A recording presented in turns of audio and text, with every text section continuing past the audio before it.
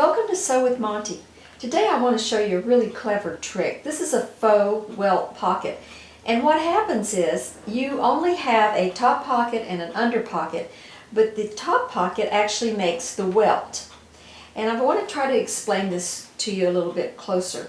This is the position where the welt's going to go. And today we're working with a 3/4 inch width welt.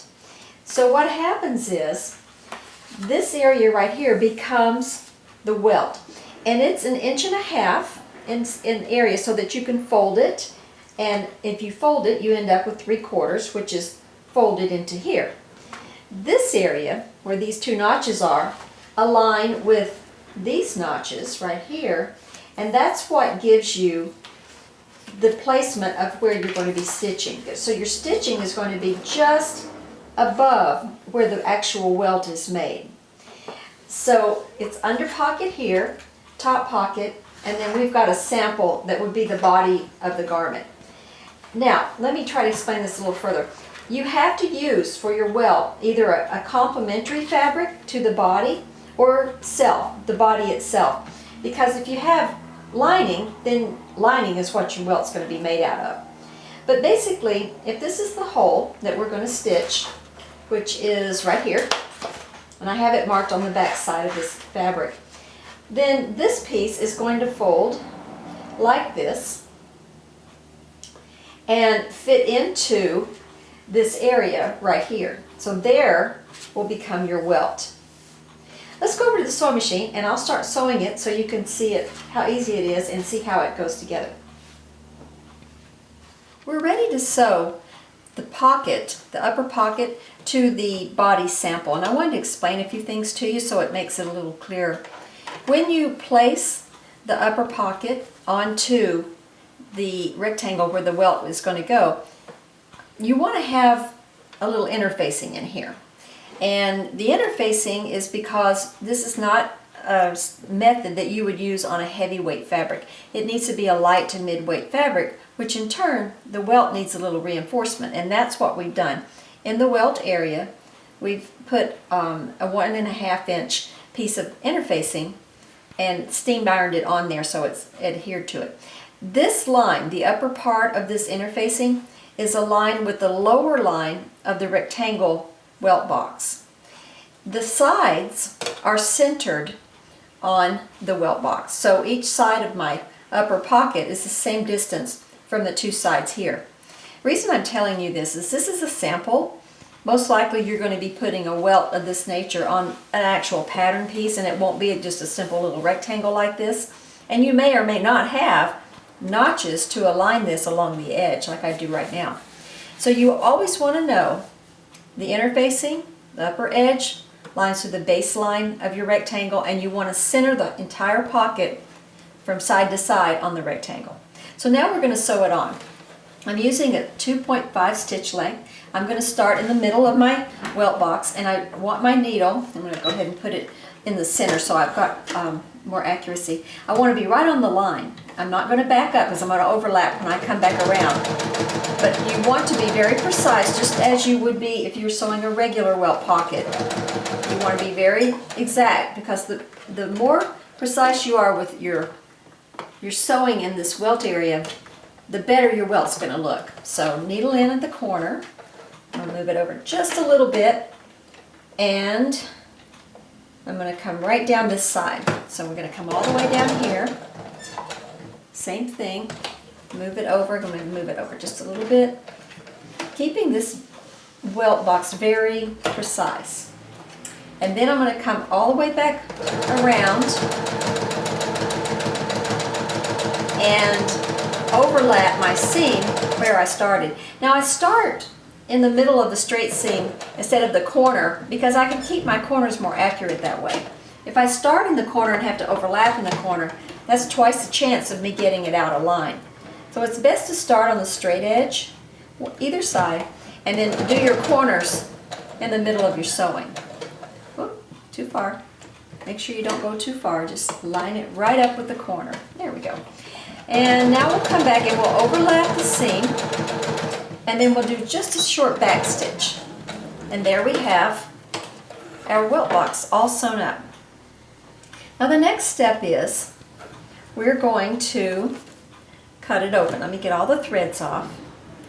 Now we're going to cut it open here in the middle. So I'm going to fold it and just line it up with the other side. Make sure you keep it lined up so that your cut is accurate. And I'm just going to cut a little hole. And then I'm going to open it up to a single level, and I'm going to, or single layer, and I'm going to stitch it or cut it into the corners as close as I can get without cutting through the thread. I want to be very close to those corners, but don't cut through your thread or your stitch. And then when you get to the other side, you do the same thing. And once you have this cut, like this, you're going to pull the entire pocket through to the other side. So the whole top pocket is going to go over here. Now once we get it over here, we're going to go over to the ironing board and we're going to press it very clean, and I'm going to show you how to create the magical welt. Now I've pressed the top edge of my box for my welt and my two sides. I've left the bottom alone. I've just pressed the top edge. I'm going to turn it over this way, and I'm going to press the entire pocket toward the opening and the seam allowance upward as well. After we do this, we're going to take the pocket and we're going to fold it so that the crease of the welt area aligns with the top edge of the welt box. And we're going to press it again. Now, when you turn it over, you can see the lovely welt and how it looks. So that's done. So we're going to go back over, and I'm going to show you how to put the pocket, the under pocket on, and finish the pocket off.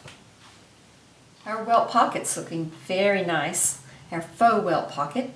We're going to turn it back, and our little triangles here, we're going to catch them with a stitch as close to this edge as possible.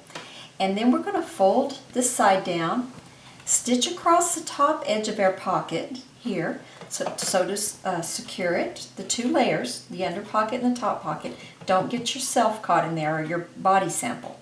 So we're going to go across the triangle, turn and go across this top edge, and then across this triangle. That's going to secure the top edge of our pocket so the welt will stay stable. So I'm just going to put it in here. I'm going to line it up with the little bottom edge of that triangle and simply go across it a little bit, back up a little bit, and then we're going to come all the way up around. So I'm going to go up to this corner, and when I get to the corner, I'm going to raise my foot and pull the body of the garment out of the way. I'm going to go a little bit farther up here, and all I want to do is catch the seam allowance, the top pocket, and the under pocket together, not the garment. I'm just going to go right across through here, trying to stay as close to this line as I can. It doesn't have to be right on top. It just doesn't want to be, you don't want to put it inside the line. You can be a little bit outside the line or on top, but don't go inside or you'll distort the welt box. It won't be the right shape anymore. So I'm going to come to this corner and come across this triangle. And once I'm done with that, I'll back up a little bit. And we're done there. So now our pocket is nice and secure. Nothing's going anywhere. See, it's sewn to the under pocket, so it's going to be nice and clean. The last step is we're going to go all the way around the two pockets, the upper and lower pocket, and sew them together. This would be a good place to use a finish stitch around the edge so it's not raw and has a tendency to ravel. I'm only using about a 3/8 inch seam allowance here. It might be a good idea to use a 1/2 inch because you want as much seam allowance as reasonable so that your pocket won't ravel out and you get a hole in your pocket. So you might want to use a little more than a 3/8. And finishing the edge is real important too. So I'm going to get the body out of the way, and I want to align my pocket so it's right on top of itself and continue sewing all the way around.